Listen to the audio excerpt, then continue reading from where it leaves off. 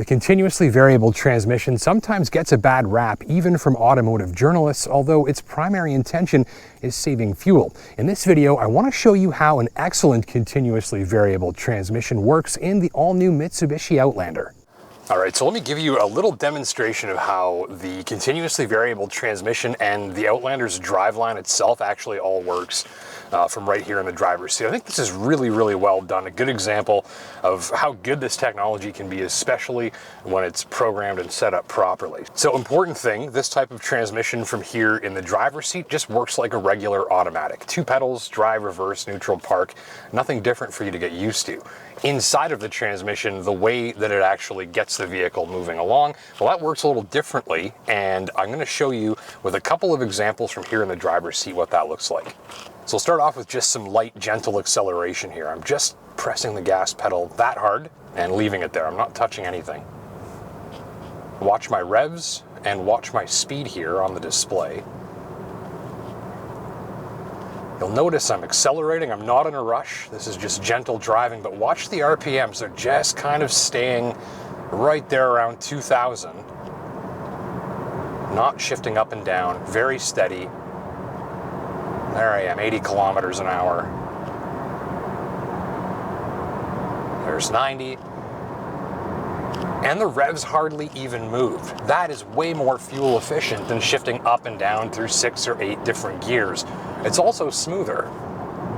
And if you notice from in here, we didn't hear anything. I didn't feel the engine surge, it didn't lug, it didn't make any noise. It just kind of quietly glides us up to speed.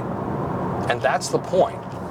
And so I think if you're a light-footed driver who's not typically in a rush, the way that this thing is all set up and programmed to just give you smooth, quiet, gentle, and efficient acceleration is exactly what you're looking for.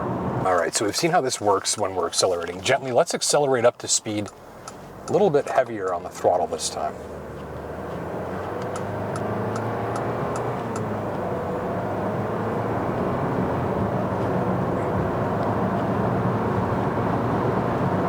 And what you can see there is that the transmission is kind of pretending to shift gears. It's revving up and down a little bit, because if you've got a heavier foot or you're trying to accelerate more quickly, you're expecting the sensation of gear shifting.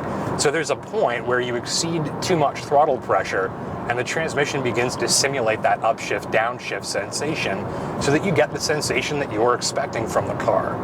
Now the transmission doesn't have to do that, but it's doing it so that from the driver's seat, you get the reaction from the vehicle that you're expecting. All right, let me give you some full throttle acceleration here. We'll show you what that's like. We'll go right from 0, and I'm just gonna stand on it and you can see what happens here.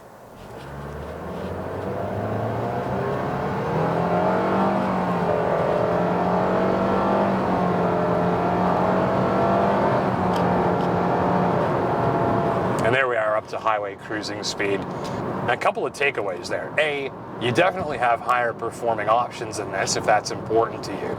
However, from the driver's seat, even full throttle, even working this engine hard, A, stays nice and quiet and smooth.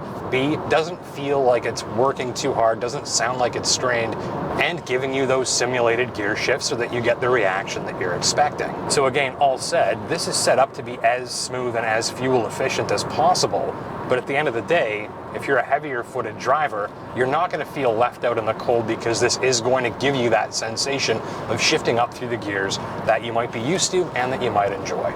So definitely not the most powerful engine or the highest performing experience that you're going to find for the money, but definitely one of the smoother ones, and I think a great example of how good this type of transmission technology can be when the automaker puts some work into the fine-tuning and calibration to make sure that it gives you the experience you're after.